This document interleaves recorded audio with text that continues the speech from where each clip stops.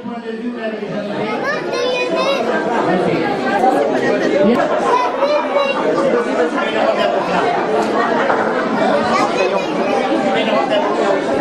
S'il vous plaît.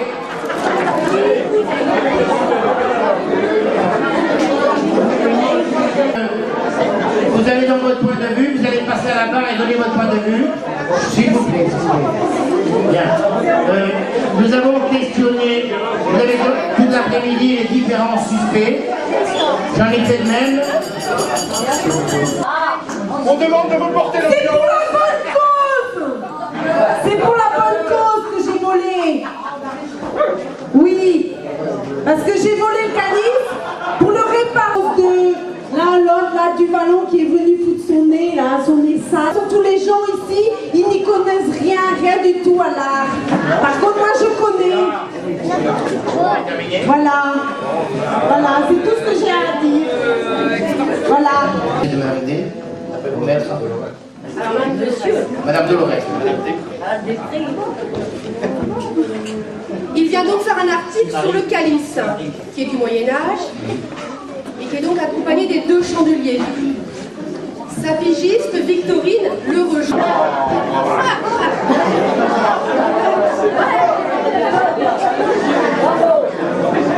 Le soir donc, il y a une entrevue entre monsieur le curé qui a donc le calice et les deux chandeliers dans l'église et monsieur du Vallon.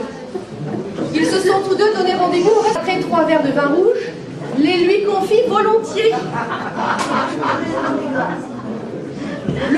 Le dîner terminé, monsieur du Vallon quitte l'église, le bagage à la main, pour rejoindre sa maison de villégiature. Présumée relation avec Violette, à qui il a offert la bague. Des questions d'œuvre d'art, mais elle est folle de rage. Elle lui assène un coup sur la tête. Non mais maître, concluez s'il vous plaît. N'essayez pas de me déstabiliser. C'est donc Victorine qui a tué. C'est Victorine qui a tué monsieur de Vallon. Mais est-ce la vérité? Donc, madame, si vous voulez bien...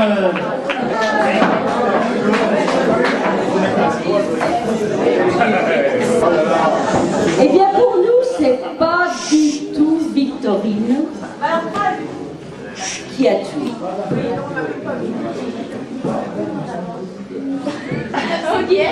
C'est Lulu. C'est Lulu. Maître, je crois que vous représentez ici tous les membres de votre équipe. Comment? Vous représentez tous les membres de votre équipe. Voilà. Donc vous ne vous en désolidarisez pas en disant pour les membres de mon équipe.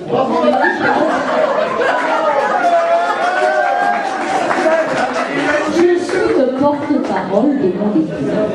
Je ne suis pas forcément d'accord avec eux, mais...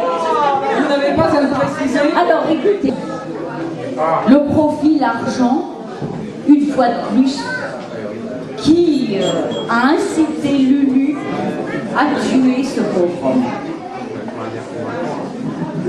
Elle ne voulait pas que ces objets d'art qu'elle retapait soigneusement, et elle a fait un feu.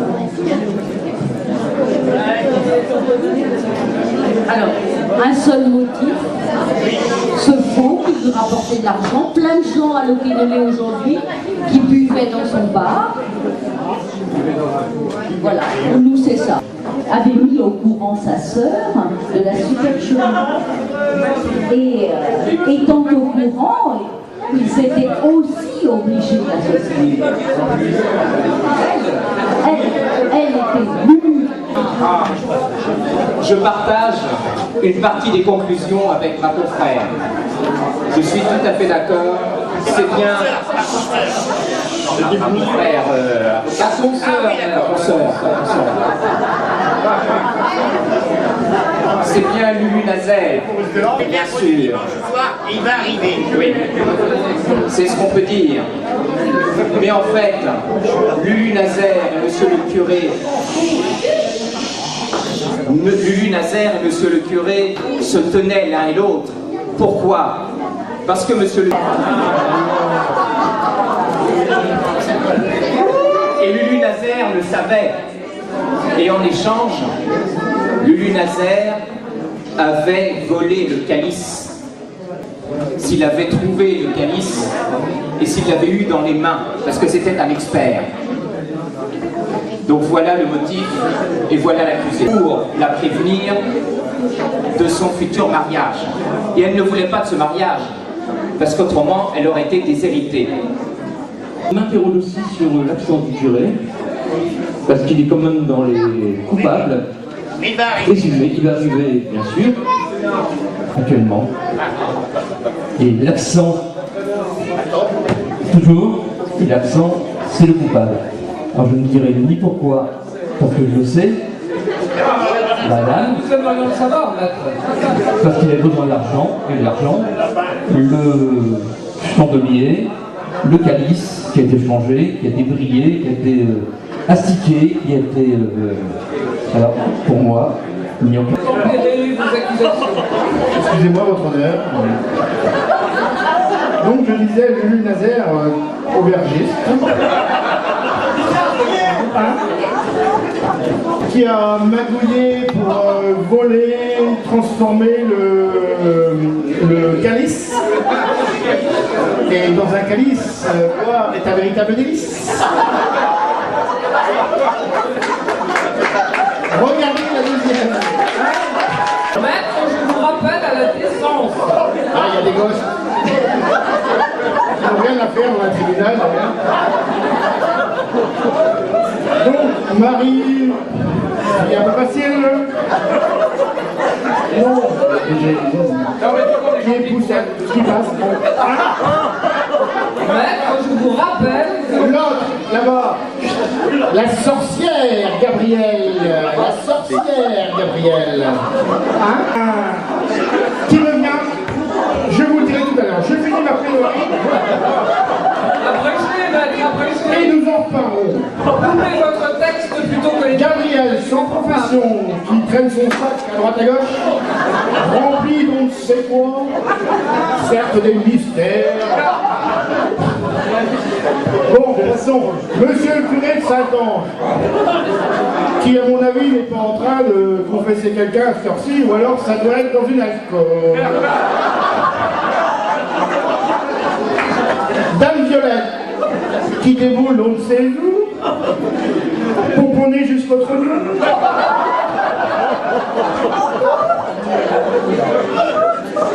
Se vantant de... On lui a offert des appartements, des machins, des machins.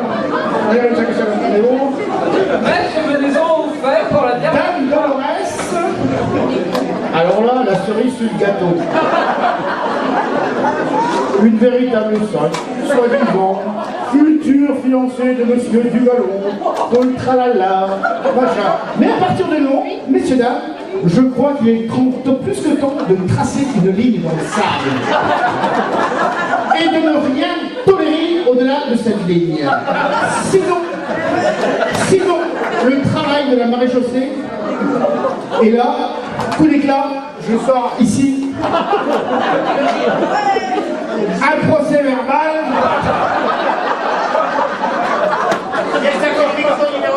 Voilà. Où je lis, monsieur, je dirai le nom à la fin. Un tel a été. Monsieur. Attends, c'est ta tête pour nous là. Qui avait tué monsieur Duvallon d'un coup de bré pour gagner quelques petits francs. Et là, un peu de silence s'il vous plaît. J'ai le nom du vagabond, monsieur Francis Holmes.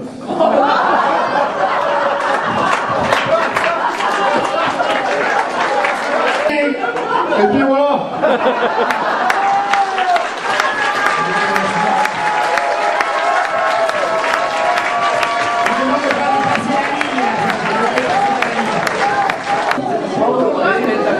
Ça fait déjà vu.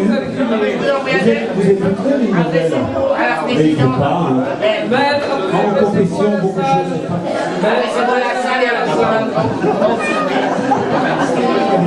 derrière. Vous n'avez pas écouté Le curé, quand il était dans son église, il a entendu du bruit. Il sortit et assomma M. Duvallon.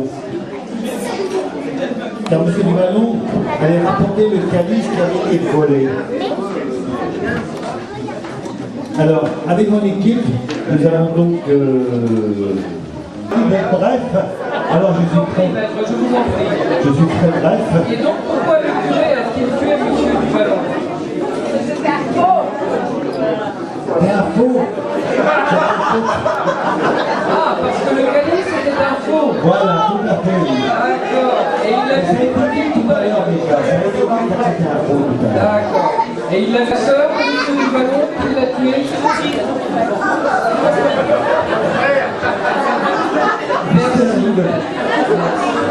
J'étais bref. Je viens défendre ici ce joyau partamoul. Non, maître, on ne peut pas se défendre et de défendre dans des termes insultants. On vous demande de nous dire qui est le coupable. Il n'y a pas de coupable. Monsieur Duvallon, il était bourré comme d'habitude. En allant à la sacristie, il a chuté. C'est vrai. Et puis, bon, il est tombé le pauvre. Sa sœur, perclue de chagrin, s'est suicidée ou a pris une surdose médicamenteuse. Donc c'est pour vous, je vous défends. J'aurai le droit d'aller avec vous après. Hein. Maître, je vous en prie, un peu de tenue. C'est une petite affaire. Il paye en nature. Je vous en prie, maître.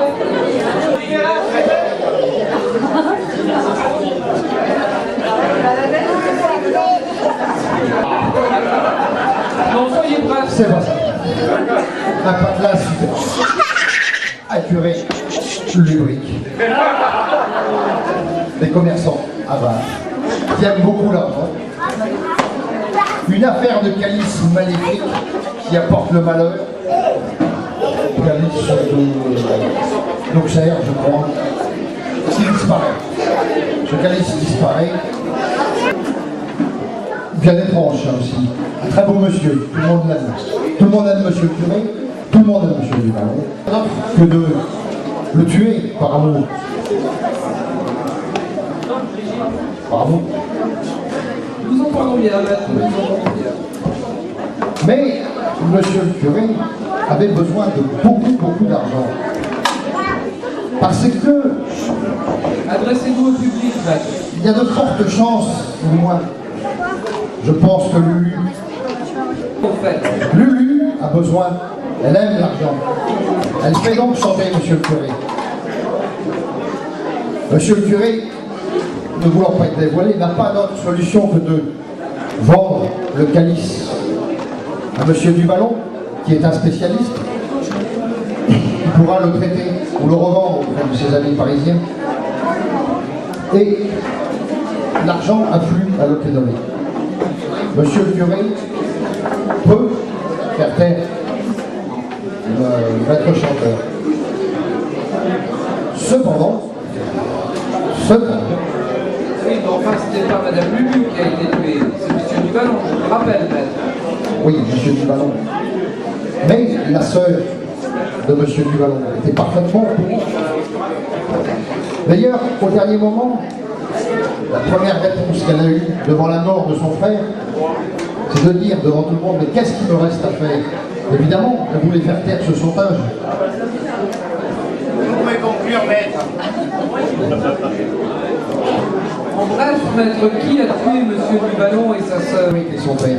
Aussi, elle a empoisonné la sœur de Duvallon. Et Monsieur Duvallon? Et Monsieur Duvallon? Elle l'a tué aussi. C'est monsieur le curé qui lui a foutu un coup de... Ah Oui, Il y a donc double assassinat. Ah oui, monsieur le curé a assassiné monsieur Duvallon, sa sœur ne pouvant que porter plainte, A été a été empoisonnée par Gabriel qui voulait sauver son frère. Merci bien, maître. Je vous remercie, maître. Je vous remercie de ne pas avoir été bref. Merci. Bien. Malheureusement, nous avons beaucoup moins de temps, donc je vais vous demander, maître, si vous voulez bien. Ah ben non, on n'a pas le temps, là, dépêchez-vous, je l'ai. ça vient. les maîtres Allez, écoutez, préparez-vous, on va en chercher un autre en attendant, si vous voulez bien, parce que le temps presse. Donc, si vous pouvez vraiment être notre frère, allez directement au... Donc, on en a conclu que c'était Madame Lulu qui avait... Car en fait, son frère se sentait en danger. Silence! Son frère, avant sa mort, se sentait en danger. Il avait donné une lettre à sa sœur en lui disant que si jamais il lui arrivait quelque chose, il a tué son mari parce qu'elle voulait protéger Son frère. parce qu'elle voulait protéger la maîtresse de Monsieur Duvallon, parce que si Monsieur Duvallon se mariait avec la madame là, Violette, de reste, et bah, elle aurait eu plus de sous pour vivre, parce que elle serait déshéritée. Et donc quand elle a... Je voudrais savoir une chose, qu'est-ce qui vous intéresse? Le calice ou le meurtre? Nous sommes face... La vérité, maître, la vérité. La vérité, oui, mais certes, mais si nous sommes face à deux affaires, l'un d'un meurtre, l'un d'un crime. Ne pouvons-nous pas, d'un point de vue hypocrite, Restez derrière la mort. rapprocher l'affaire et l'autre? C'est-à-dire, j'entends par ça, Madame le juge,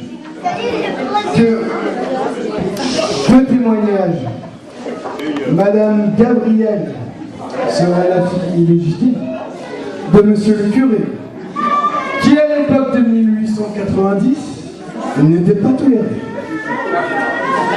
J'aimerais savoir si, dans cette théorie, le calice ne serait pas un prétexte pour que le meurtre de Monsieur Duvallon ne soit un complot, n'est-ce pas, entre la fille et le père non reconnu. J'entends par là, monsieur et madame du jury, le curton et sa fille ont avoué. Maître, reprend. J'entends par là Gabriel.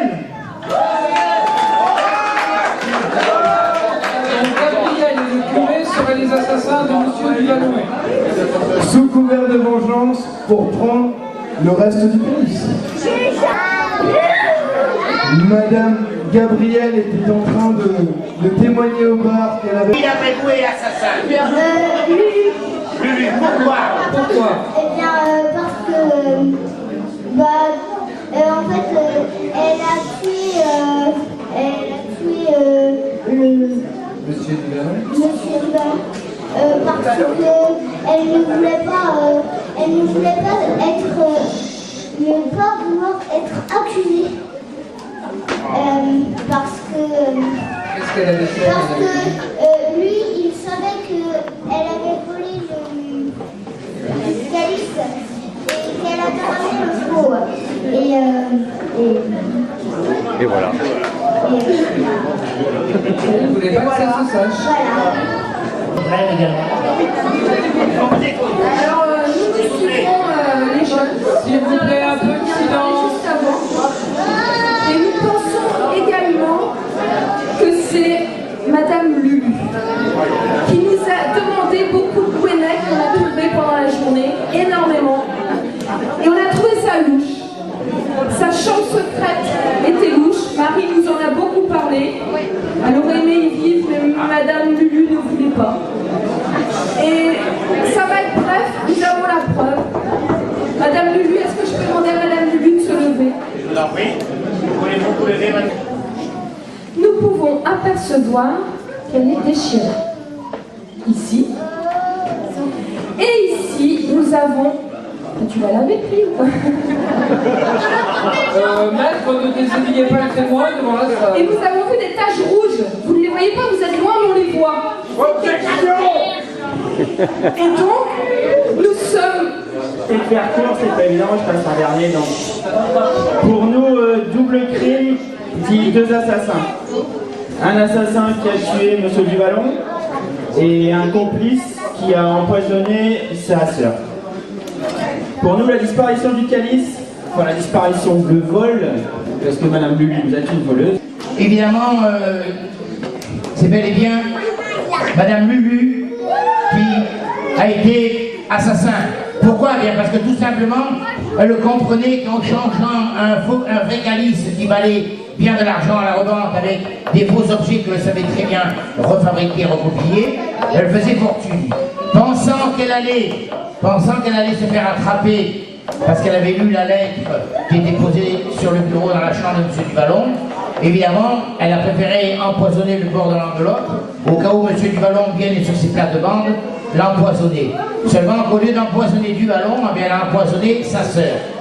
Mais quand elle a vu arriver Madame Lulu, quand elle a vu arriver à l'auberge, la maîtresse de M. Duvallon, Madame Violette, qui n'était pas attendue, elle a compris qu'elle avait... Oh, pas sur moi.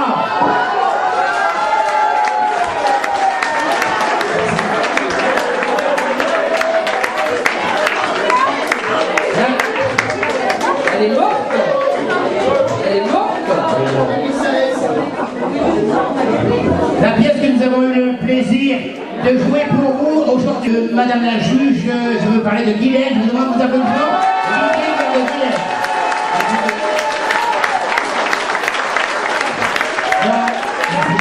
Applaudir notre précieuse et sympathique Henriette.